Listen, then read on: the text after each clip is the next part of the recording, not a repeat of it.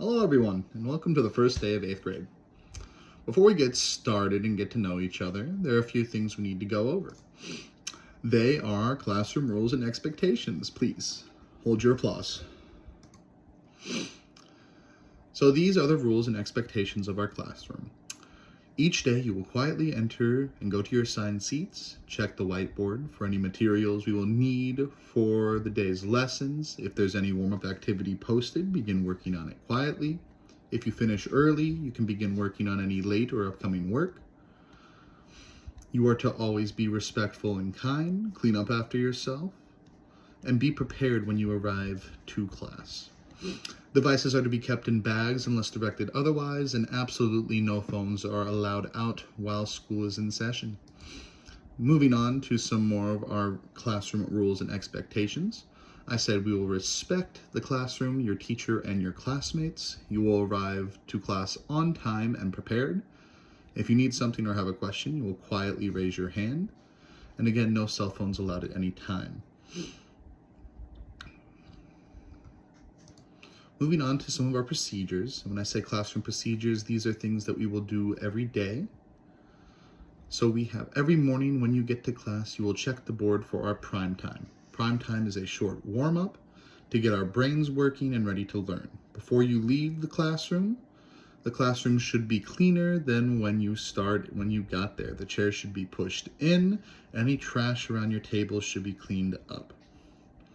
We're going to be spending a lot of time in this classroom together, so it's important that we respect it, and you respect me and your other classmates by cleaning it up. This isn't just your classroom. A lot of other students have classes in here.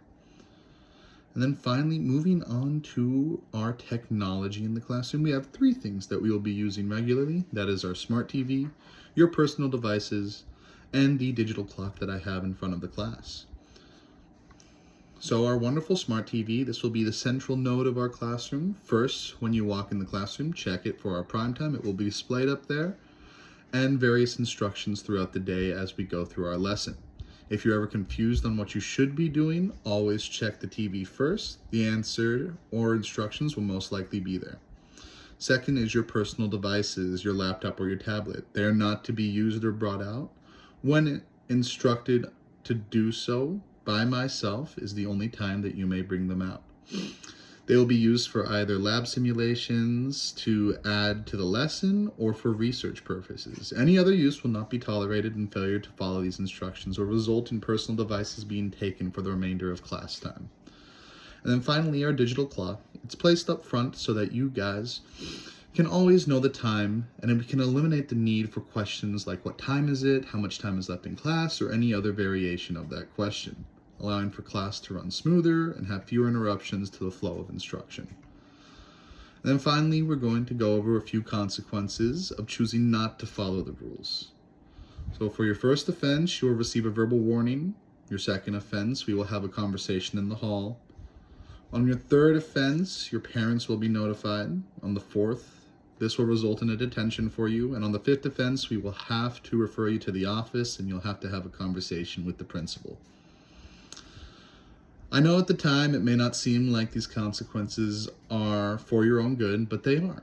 Research has shown that the role of classroom discipline in promoting student responsibility for the protection and learning of you and your classmates. The results of this research showed that teachers are seen by students to react to classroom misbehavior by increasing our discipline, but that can inhibit the development and the responsibility of my students, and distracts others and yourself from homework. And unfortunately, a lot of teachers fail to use more productive techniques. So I don't want to punish you. That's not my goal. I will discuss some of your bad behaviors with you, and I will reward you for your good behaviors. But these rules and consequences are not here to restrict you, but they're to show you how to act not only in the classroom, but in the real world. Thank you so much. I hope we have a great year getting to know each other.